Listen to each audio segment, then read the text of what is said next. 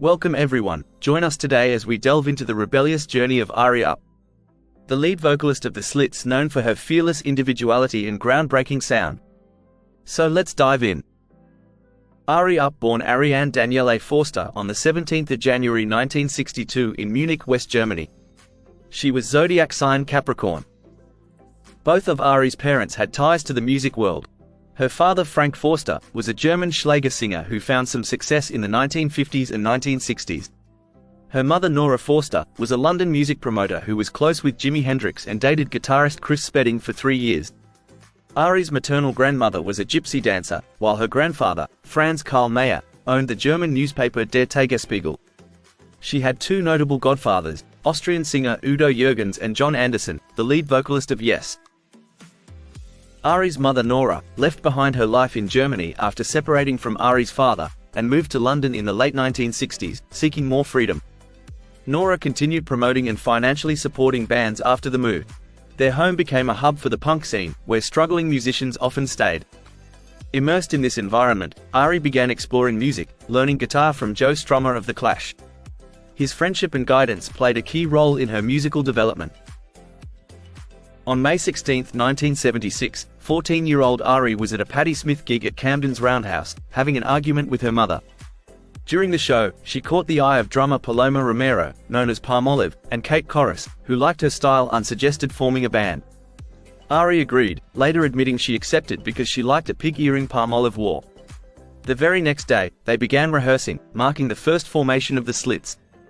Practicing at Joe Strummer and Palmolive's squat, the group soon added bass player Tessa Pollitt and guitarist Viv Albertine.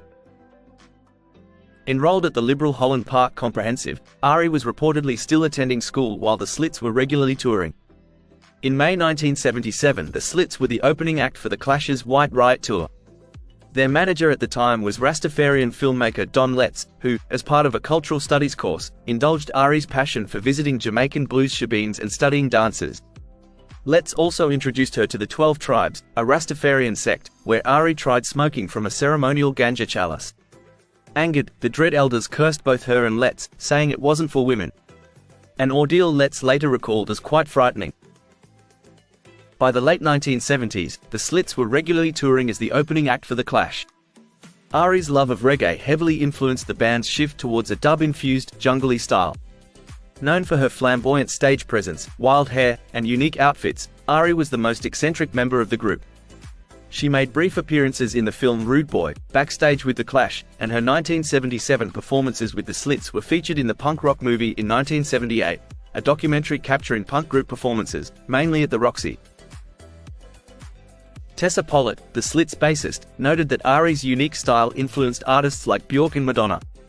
Ari had an intensely rebellious nature, so much so that she would play absurd wildcards, like the time guitarist Viv Albertine recalled her squatting and urinating on stage during a performance.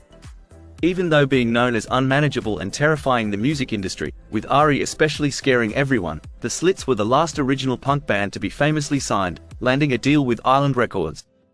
In 1979, they released their iconic album Cut, produced by reggae maestro Dennis Bovell, though it didn't achieve major sales.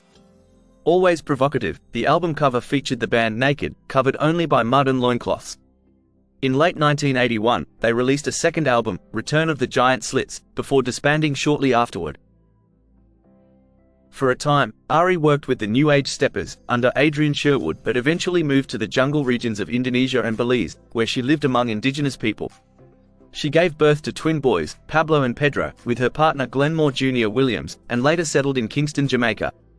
Continuing her music career as a solo artist, she performed under the names Baby Ari, Majusa, and Ari Up.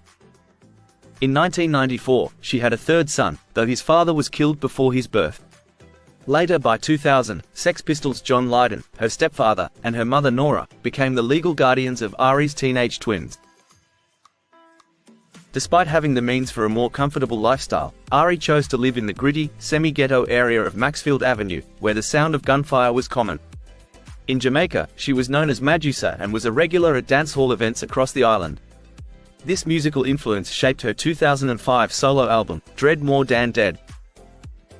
In 2005, Ari and Tessa Pollitt reformed the Slits with a new lineup and released the EP Revenge of the Killer Slits in 2006. The EP featured contributions from former Sex Pistol Paul Cook and Marco Pirroni, formerly of Adam and the Ants and Susie and the Banshees, who both played and co-produced. Cook's daughter Holly joined the band as a vocalist and keyboardist. The new lineup also included German drummer Anna Schulte and guitarist Adele Wilson. Viv Albertine briefly rejoined the group for 2 gigs in 2008, but ultimately decided against fully reforming with the band, expressing a desire to move forward creatively, rather than revisiting older material. In 2008, Ari was diagnosed with breast cancer but chose to forego chemotherapy. Despite efforts by her family to support her treatment, she pursued alternative healing methods. Lydon later remarked on her refusal of conventional treatment, saying, "Who refuses chemo because they don't want their Rasta locks cut off?" Ari was just not sensible. She thought she could cure herself with witch doctors. "We spent hundreds of thousands trying to save her, but it was too late." Even after her diagnosis, Ari continued to perform, appearing with Perry and the Austrian dub band Double Standard in Brooklyn, New York, in July 2009, just before the Central Park Summer Stage Festival. The Slits' third full-length album entitled Trapped Animal was released 3 months later. One of her final recordings took place in May 2010 with Perry, released as a 7-inch vinyl titled Hello, Hell is Very Low, backed with Bed Athletes. The last video by the Slits, for the song Lazy Slam, from Trapped Animal, was released posthumously per Ari's wishes. Sadly, on October 20, 2010, Ari Up succumbed to breast cancer in Los Angeles at the age of 48. Her death was first announced on John Lydon's homepage. Following her passing, Lydon and Nora became guardians of Ari's third son Wilton. A tribute event, the Punky Reggae Birthday Party, was held in her honor at the Music Hall of Williamsburg in Brooklyn on January 16, 2011. Organized by Dunia Best, Aram Sinrik, and Vivian Goldman, the event featured performances by Nina Cherry, Tessa Pollitt, Holly Cook, and other former members of the Slits, alongside members of the True Warriors, New Age Steppers, and other friends and collaborators.